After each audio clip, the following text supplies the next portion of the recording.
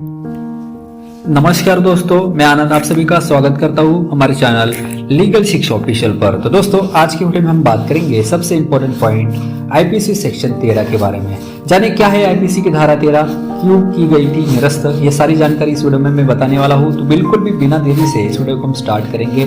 तो दोस्तों, वीडियो अगर अच्छा लगा तो लाइक जरूर करेगा और हमारे चैनल लीगल शिक्षा ऑफिशियल को सब्सक्राइब जरूर करेगा।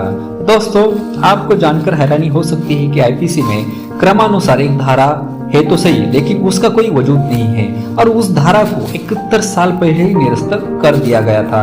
हम बात कर रहे हैं आईपीसी की धारा 13 की। आगे आपको बताना चाहूंगा, भारतीय दंड संहिता यानी इंडियन पेनल कोड यानी आईपीसी में अपराध यानी क्राइम और सजा के बारे में प्रावधान मिलते हैं। मगर आपको जानकर हैरानी हो सकती है कि आईपीसी में क्रमानुसार एक धारा मौजूद तो है, लेकिन उसका कोई वजूद नहीं है और उस धारा को 71 साल पहले ही निरस्त कर दिया गया था। हम बात कर रहे हैं आईपीसी की धारा 13 यानी सेक्शन 13 के विषय में। आइए जानते हैं इस धारा यानी सेक्शन की कहानी। तो सबसे पहले हम बात करते हैं दोस्तों, क्या थी आईपीसी की धारा 13 यानी सेक्शन 13।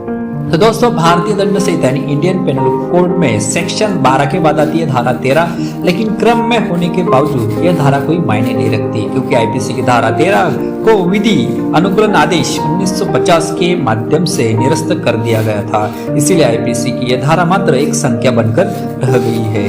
तो दोस्तों, आगे आपको बताना चाहूंगा आईपीसी की धारा 13 यानी सेक्शन 13 की कहानी क्या थी।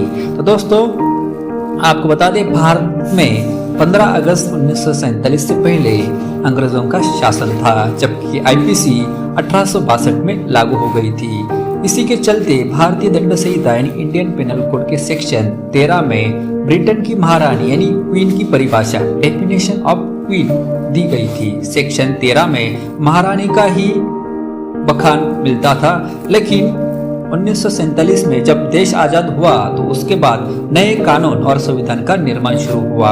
26 जनवरी 1950 को देश में नया संविधान लागू हुआ। तो इसके साथ ही आईपीसी की समीक्षा की गई। जब भारत आजाद था, अब हमें ब्रिटिश की रानी का गुणगान करने की जरूरत नहीं थी, लिहाजा आईपीसी की धारा 13 को 1950 में ही एक प्रस्ताव लाकर निरस्त कर दिया गया। तभी से आईपीसी में यह धारा कोई मायने नहीं रखती। तो दोस्तों, आज के वीडियो में हमने बात किया है आईपीसी सेक्शन 13 के बारे में। जाने क्या थी आईपीसी की धारा 13 और क्यों की गई थी निरस्त। तो आपके मन में कुछ भी डाउट्स या कुछ सवाल रहेंगे तो आप मुझे कमेंट बॉक्स के थ्रू पूछ सकते हैं। तो दोस्तों, आज के वीडियो में बस इतना ही। मिलते हैं नेक्स्ट वीडियो के साथ। तब तक के लिए अपना ख्याल रखें, खुश रहे। धन्यवाद। जय शिवराय।